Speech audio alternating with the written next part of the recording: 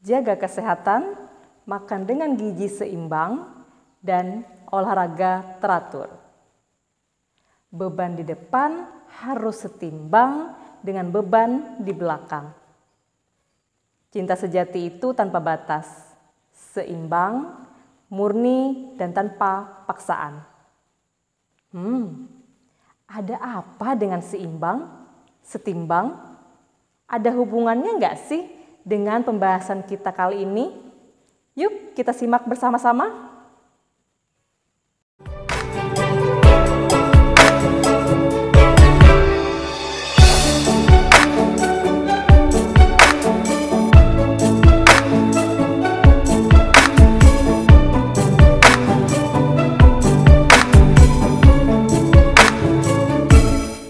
Assalamualaikum warahmatullahi wabarakatuh. Hai, ketemu lagi dengan Kak Rey.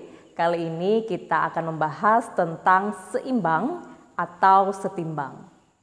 Menurut Kamus Besar Bahasa Indonesia, seimbang atau setimbang sama halnya dengan setimpal, sebanding, setara, sepadan yang menunjukkan sama berat, sama kedudukannya, tidak goyang, dan tidak berubah atau stabil. Nah, kalau dalam kimia, istilah setimbang lebih dikenal dengan kesetimbangan. Apa sih setimbang dalam kimia itu? Ketika sebuah timbangan dalam kondisi setimbang, maka jarum penunjuk timbangan dalam posisi lurus dan diam, artinya bagian kiri dan kanan menunjukkan massa yang sama. Hal ini bisa menganalogikan kondisi setimbang dalam ilmu kimia. Istilah kesetimbangan kimia menunjukkan bahwa laju reaksi ke arah kanan dan ke arah kiri bernilai sama besar. Reaksi kimia berdasarkan sifat berlangsungnya dibedakan menjadi dua, yakni yang pertama reaksi searah dan yang kedua adalah reaksi dua arah. Reaksi searah atau reaksi irreversible adalah reaksi yang tidak dapat balik. Reaksi ini berlangsung dari arah reaktan ke produk atau dari kiri ke kanan pada reaksi kimia.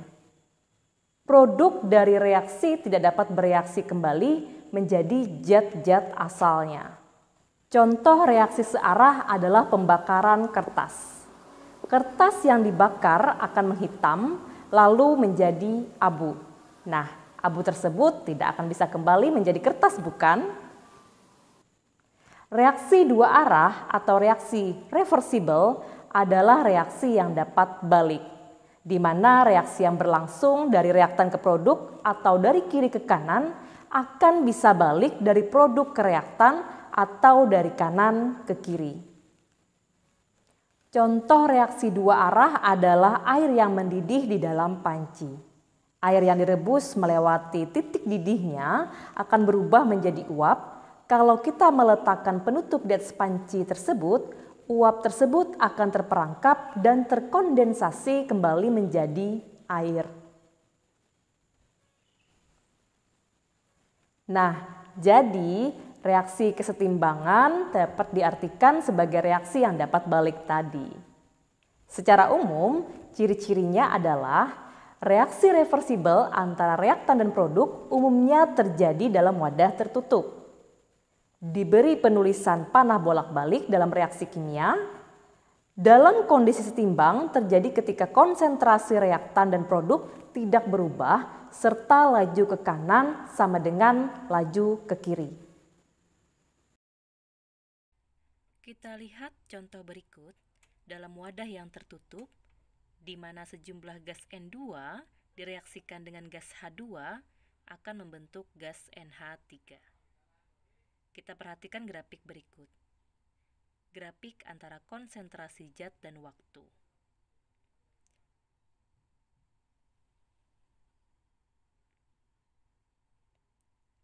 Ketika gas N2 dan H2 kita reaksikan, konsentrasi N2 dan H2 otomatis akan menurun.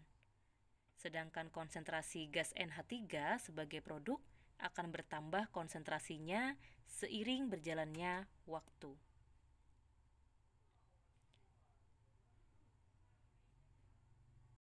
Pada grafik dapat kita lihat konsentrasi N2, H2, dan NH3 dalam keadaan tetap.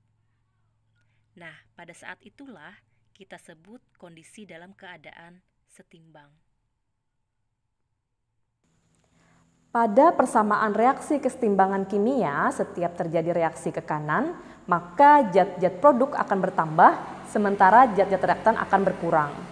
Sebaliknya, reaksi juga dapat bergeser ke arah reaktan, sehingga jumlah produk berkurang, akibatnya terjadi lagi reaksi ke arah kanan. Demikian ini terjadi terus-menerus, sehingga secara mikroskopis terjadi reaksi dua arah pada reaksi kesetimbangan. Keadaan seperti ini dikatakan bahwa kesetimbangan bersifat dinamis. Keadaan dinamis hanya terjadi dalam sistem tertutup. Jadi gitu ya, seimbang, setimbang yang dimaksud dalam kimia adalah kesetimbangan. Terima kasih atas waktunya. Sampai ketemu di video saya selanjutnya. Wassalamualaikum warahmatullahi wabarakatuh. Bye.